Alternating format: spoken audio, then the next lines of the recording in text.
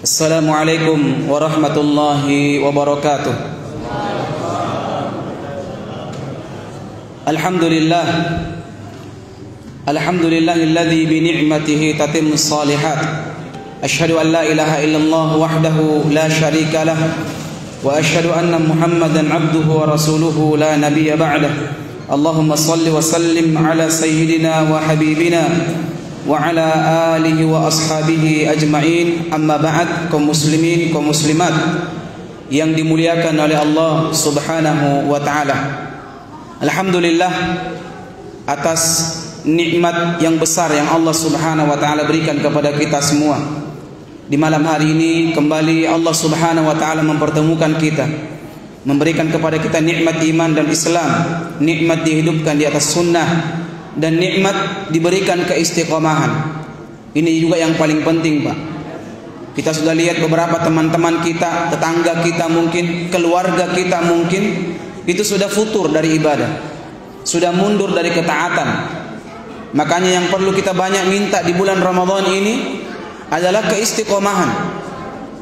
Keistiqomahan. Dan ingat, istiqomah ini, Pak, bukan cuma modalnya dengan kekuatan, bukan modalnya dengan semangat, tapi betul-betul taufik dari Allah Subhanahu wa taala.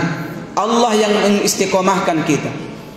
Oleh karena itu banyak-banyak kita berdoa kepada Allah, semoga Allah memberikan keistiqomahan kepada kita. Bukan cuma di bulan Ramadan ini, tapi semoga keistiqomahan tersebut sampai akhir hayat kita. Karena bentuk orang-orang yang mendapatkan karomah, ya, orang yang mendapatkan karomah itu orang yang bisa istiqamah. Syekhul Islam Ibn Taimiyah mengatakan rahimahullahu ta'ala, al-istiqamah luzumul istiqamah, al-karamah luzumul istiqamah. Itu diantara bentuk orang yang mendapatkan karamah, yakni mereka yang bisa istiqamah di atas agama Allah Subhanahu wa ta'ala. Oleh karena itu senantiasa kita minta, Pak, keistiqomahan, dan semoga Allah Subhanahu wa taala memberikan keistiqomahan tersebut. Kaum muslimin, kaum muslimat yang dimuliakan oleh Allah Subhanahu wa taala. Sedikit kita akan membahas, jadi tidak terlambat, Pak. Kita akan bahas tentang fidyah. Ini yang sering ditanyakan kepada saya sendiri. Apa itu fidyah? Dan siapa yang berhak mengeluarkan fidyah? Itu fidyah sudah diatur dalam agama kita. Di antaranya perkataan Allah Subhanahu wa taala yang mengiringi perintah puasa, perintah qada, dan ada juga di situ Allah selipkan wa 'alal ladzina yutiqunahu fidyatun ta'amu miskin. Allah Subhanahu wa taala mengatakan, dan wajib bagi orang-orang yang berat menjalankan puasa, yakni membayar fidyah. Yang berat menjalankan puasa. Makanya disebutkan oleh para ulama, siapa ya tujuan fidyah ini, bagi siapa yang bisa mengamalkannya. Yang pertama yakni asy-syaikhul kabir, asy-syaikhul kabir, orang yang sudah tua renta, Pak. Orang yang sudah tua. Kalau orang tua itu, Pak, tidak ada yang ditunggu-tunggu lagi waktu kuatnya. Jangan bilang nanti kuat-kuat ki Pak Dik baru ganti puasa tak. Jangan nih, karena tiap tahun bertambah umurnya itu, Pak. Yang ada semakin lemah. Maka orang yang seperti ini bisa bayar fidyah. Nah, jadi fidyah itu kita jelaskan dulu, yakni kafarah, tebusan orang yang meninggalkan puasa. Kemudian jamaah yang dimuliakan oleh Allah Subhanahu wa taala, setelah kita sebutkan bahwa yang pertama yakni orang tua yang sangat tua, ya. Kemudian berikutnya yakni orang yang mengalami penyakit, yang mengidap penyakit yang kata dokter tidak tahu kapan sembuh ini, Pak. Ya, tidak tahu kapan sembuh ini, Pak. Maka orang seperti ini, kalau dokter sudah menyarankan dia untuk tidak berpuasa, dan kalau dia berpuasa mudaratnya lebih besar, dan dokter tidak bisa memprediksikan waktu berobatnya orang tersebut, maka dia boleh untuk membayar fidyah. Nah, kemudian ini yang diperselisihkan oleh para ulama, wanita hamil dan menyusui. Tapi menurut pendapat yang disebutkan oleh Ibnu Abbas radhiyallahu taala anhuma, orang yang hamil dan menyusui juga itu bisa bayar fidyah. Bisa bayar fidyah. Jadi fidyah itu Pak mengeluarkan makanan, mengeluarkan kafarah, tebusan tanpa perlu mengganti puasanya. Jadi tidak perlu lagi ganti puasa tak. Karena ukuran, karena fidyah yang kita keluarkan itu setara dengan puasa yang kita tinggalkan. Dan ini juga perlu dibahas Pak, bagaimana cara mengeluarkan itu fidyah. Ada orang di awal Ramadan sudah ada kasih keluar memang fidyahnya untuk 30 hari. Ya. Ini orang berniat memang ditinggalkan puasa Pak. Ya. Ada bahkan lebih ini lagi Pak, apa namanya? Lebih luar biasa lagi Pak. Fidyah bagi pekerja keras. Orangnya kuat, tapi Ustaz, saya keras sekali kerjaku kodong. Akhirnya dia bayar fidyah. Masya Allah. Ini tidak termasuk diantaranya Pak. Orang yang pekerja keras itu tidak boleh bayar fidyah. Dia punya utang seumur hidup. Kalau dia gugurkan puasanya, haram dia makan. Tidak boleh Pak. Masa 11 bulan itu Pak tidak cukup untuk menutupi 1 bulan. Sanak sekali Pak. Berlebihan sekali. 11 bulan ke cari uang, 1 bulan makin libur saja, insya Allah masih cukup itu 11 bulan Pak.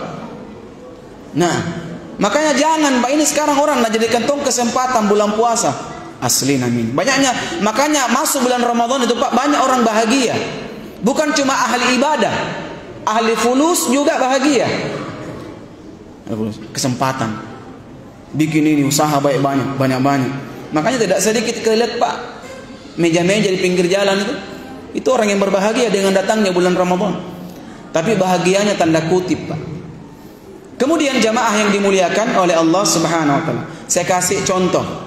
Sekarang hari keberapa Pak? Berapa kita lewati puasa sekarang? 26. Sudah besar? Hampir benar lagi jawabannya. 26. Jadi kalau saya ditanya, Pak Ustadz, yang mana benar? 27 atau 26? Jangki ragu-ragu bilang 26. Jangki bilang 26, 27 juga cocok nih. Ini orang pelimplang ini Pak. Orang pelimplang. Ini berapa kita puasa atau malam keberapa ini Ustaz? Malam 27 dan juga 28. Ini orang tidak tahu bagaimana ini prinsipnya. Orang yang punya prinsip itu harus dia tegaskan. Kalau dia yakini yang benar itu berpuasa dengan melihat hilal, maka dia katakan ini malam 27. Malam 27 sudah selesai. Jangan bilang jamaah 27 28 yang dimuliakan oleh Allah. Tidak ada seperti itu. Kita kembali. Kalau malam ini 27, maka besok hari ke-27. Maka fidyah yang boleh dikeluarkan itu cuma 26. 26 bungkus. Dan ingat Pak, 1 hari yang kita tinggalkan setara sebanding dengan 1 kali makan. 1 kali makan. Jadi kalau 1 makan itu Pak, 1 kali makan berapa kira-kira? Taruhlah 15.000. 15.000. Wih, banyak sekali. Saya kalau 15.000 tidak kuhabisi. Itu keumumannya Pak. Keumumannya orang makannya begitu. Karena kalau lebih Pak, maka bernilai sedekah. Kurang, hati-hati. Utang sama Allah. Begitupun dengan zakat Pak. Itu 3 liter. Berapa liter di sini? 4 liter itu ukuran maksimal Pak.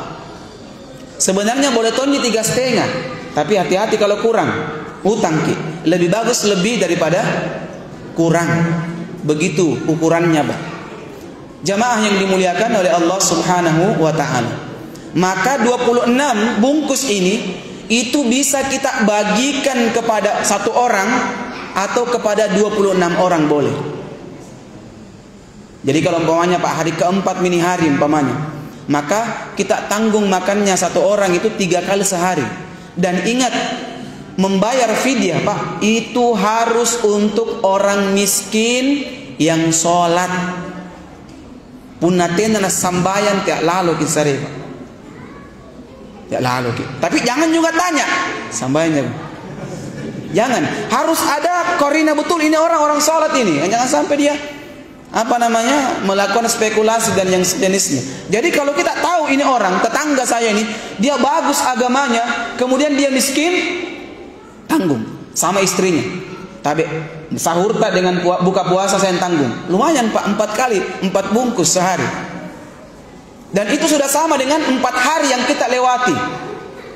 Dan juga bisa dibayar di luar, tidak mesti di bulan Ramadan. Tidak mesti di bulan Ramadan, tapi keutamaannya bulan Ramadan banyak. Paham sampai di sini Pak? Alhamdulillah. Paham Pak? Ibu-ibu paham? Alhamdulillah. Sudah kalau begitu kajiannya kita cukupkan karena sudah paham semua. Jadi fidyah saya bahas kan? Fidyah setara dengan 1 kali makan, 1 hari yang kita tinggalkan. Kemudian dikeluarkan, boleh sama orangnya Pak, itu terus kita kasih. Pokoknya hari kedua saya kasih makan dia lagi buka puasanya, makanan. Hari ketiga puasa saya kasih lega 1 orang ini Pak. Boleh begitu terus. Hari keempat dia lagi yang saya kasih, hari kelima dia lagi saya kasih. Boleh. Jadi boleh seperti itu. Boleh juga diundang langsung 30 orang. Ini sebagaimana amalannya Anas bin Malik. Anas bin Malik Pak, akhir Ramadan undang 30 orang miskin ke rumahnya makan. Jadi boleh seperti itu. Bagaimana dengan dikeluarkan dengan uang Pak? Ini difatwakan oleh Syekh Saleh Al-Fauzan. Hati-hati, bisa-bisa batal Pak, tidak dihitung. Karena Allah langsung sebutkan ta'amu miskin, makanan, beri makan kepada orang miskin. Beri makan kepada orang miskin. Dan tidak ada orang bisa makan uang Pak. Ya, semua orang makan makanan, nasi dan seterusnya. Nasi sediakan.